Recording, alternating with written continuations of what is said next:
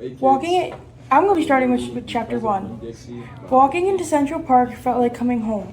No walls, no tall buildings, and no cars honking at you for crossing the street too slow. It was like Manhattan had disappeared. All I could see was grass, trees, water, birds, and blue sky. The only thing that made outside better was being on the big 5th grade field trip with my 3 best friends on our second to last day of school. You guys, I can't believe we're about to be in middle school, Sienna said. Carlos's eyes bulged at the thought. I don't want to think about that yet, said Kimberly. We're almost on summer vacation. She gave Sienna a high five. And we're outside, I said, breathing it in. You guys want to walk over to one of the lakes? I read that there are fish and turtles. Let's play frisbee first, said Kimberly. Carlos and Sienna nodded. We could play frisbee anywhere. I wanted to check out the wildlife. Can we go to the lake later? I asked. My friends nodded, so frisbee it was. The only one who could actually aim, throw, and catch was Kimberly. Sienna, Carlos, and I ran around on the grass, laughing and fetching like dogs. When Carlos threw the frisbee all the way into a grove of elm trees, I was glad. Maybe I would spot a bark beetle. They were spreading Dutch elm disease to some of the elm trees. When I found the frisbee, I didn't notice any beetles, but I did notice something in the dirt. I squatted down and inspected it. Look, an owl pellet, I yelled, running back to the group with it cradled in my palm. It looks like poop, Kimberly said. That's nasty, said Sienna. Throw it back in the woods and go clean your hands. I rolled my eyes at them and said, it's not poop. Owls eat, and then they cough up what they can't digest. It's bones and fur from the owl's prey. Isn't that cool? Carlos frowned and shook his head. I loved my friends, but they were definitely city folks. They would be totally out of place in the wilderness. You're so weird, said Kimberly. Where's the frisbee? Weird? Why? Because I like nature as much as you like sports? I crossed my arms and smirked at her. Okay, that's fair, she said. But where's the frisbee? I laughed. I was so excited about the pellet, I had forgotten about the frisbee, so I ran back to get it. I dropped the pellet and stared up into the branches of the elm tree. I could barely spot the owl, asleep on one of the highest branches. If I had brought my nature journal, I could have sat under the tree for hours, watching and sketching. Ava, Kimberly yelled, you have to throw the frisbee. I laughed, threw the frisbee to Carlos, and watched it sail sideways over his head. Toot toot. A double toot on teacher's whistle meant come back to the meeting spot right now for lunch. We ran back and waited for our teacher, Mr. Mack, to count us and make sure nobody was missing. Sienna took a pink bedsheet out of her backpack, and Kimberly helped her spread it out. Good idea, said Kimberly. The grass makes me itch. Even though the pink sheet was kind of extra, I was glad she brought it. There was one thing in nature I did not like: ants. They always showed up uninvited and ruined things. We ate our sandwiches and traded cookies and chips while we talked about summer. Kimberly was going to 4 different sports camps. If you asked me, they weren't really camps because they were at the high school. Camp meant being outside in the wilderness. I would never say that to Kimberly, though. I'm doing my own video series this summer, Sienna announced. I'm going to read books and record myself doing reviews. Then I'll post them on my YouTube channel. Kimberly was definitely going to be a big-time athlete someday, but I didn't know what Sienna would be. One time she told me she was going to be an influencer.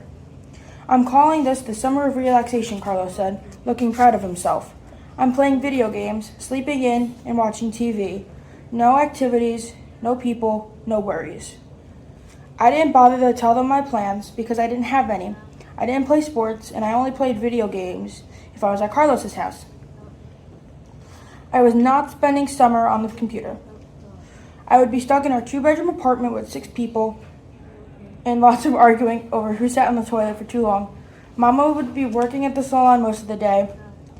My dad would spend his own summer vacation in chauffeur mode instead of math teacher mode, when we weren't taking Alex to his summer league basketball stuff. I'd be trying to hide on the top bunk so Eric and Andre couldn't bug me. A big brother was bad enough without the twins running around nonstop. Summer was going to stink. The only way I was going to have any fun was to make a tent out of Sienna's pink bedsheet and pretend like I was in the Adirondack Mountains like Auntie Raven. Auntie Raven was my idol, even though I only saw her when she came to our house for Christmas. Her gifts were the best. 2 years ago, she gave me a book about plants and animals of the Adirondacks.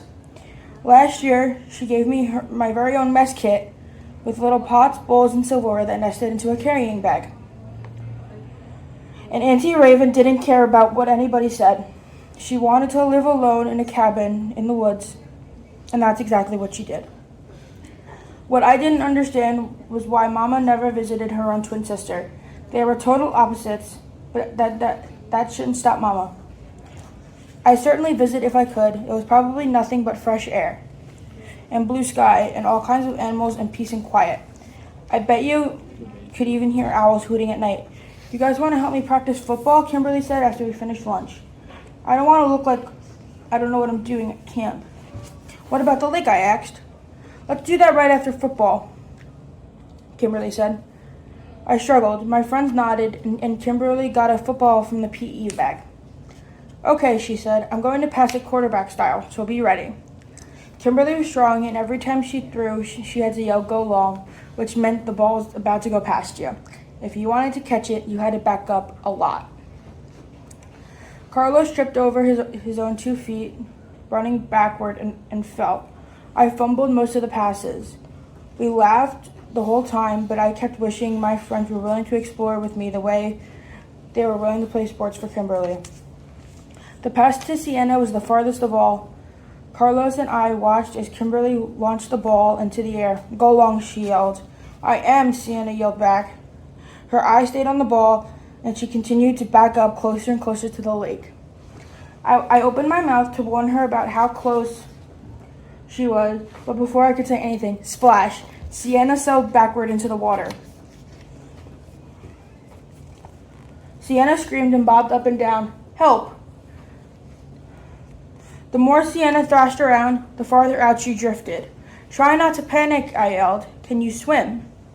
Sienna didn't answer. Kimberly, Carlos, and I ran to the edge of the lake. "Somebody has to save her," said Carlos as he took a step back from the edge. "She's freaking out," I said, "and that's going to make things worse." "Help!" Sienna screamed again. "I'm not getting in that dirty water," said Kimberly. Sienna disappeared under the surface and then bobbed up again. There was no time to worry about dirty water. I once saw a drowning boy get rescued from a lake on the news. I knew what to do. "Go get Mr. Mack," I yelled at my friends. I splashed into the lake, then dove and swam towards Sienna. She grabbed my neck and her weight pushed me down. I pumped my legs to stay afloat. "Sienna, try to get on my back," I yelled. I turned my back toward her and pulled her arms to help her get behind me. As soon as she was back there, she wrapped her arms around my neck again. I pulled them off and put her hands on my shoulders so she didn't choke me to death while I saved her life. Once we were in position, I started to swim towards the shore. I couldn't believe my eyes. The entire 5th grade and the teachers were at the edge of the lake watching us. Sienna was still in panic mode, which made her feel heavy, so I took a deep breath and put my face in the water. I kicked as hard as I could. When I came up for air, I heard everyone chanting, "Ava! Ava!" Finally, I felt the bottom of the lake. "Put your feet down, Sienna. You can stand up now." We climbed out of the water into the crowd. Sienna coughed and frowned down at her wet clothes. Kimberly ran to get the pink sheet so Sienna could wrap herself up in it. "Are you okay?" asked Mr. Mack. Sienna nodded and said, "Yes, thanks to Ava, she saved my life." "You're a hero," said Carlos.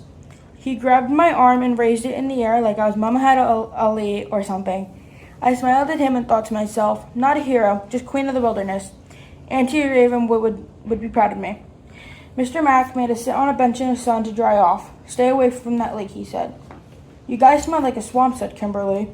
Sienna frowned at her. "I could have died in there." But if I hadn't gone in after Sienna, she actually might have drowned. She had totally panicked. She would never make it in the wilderness.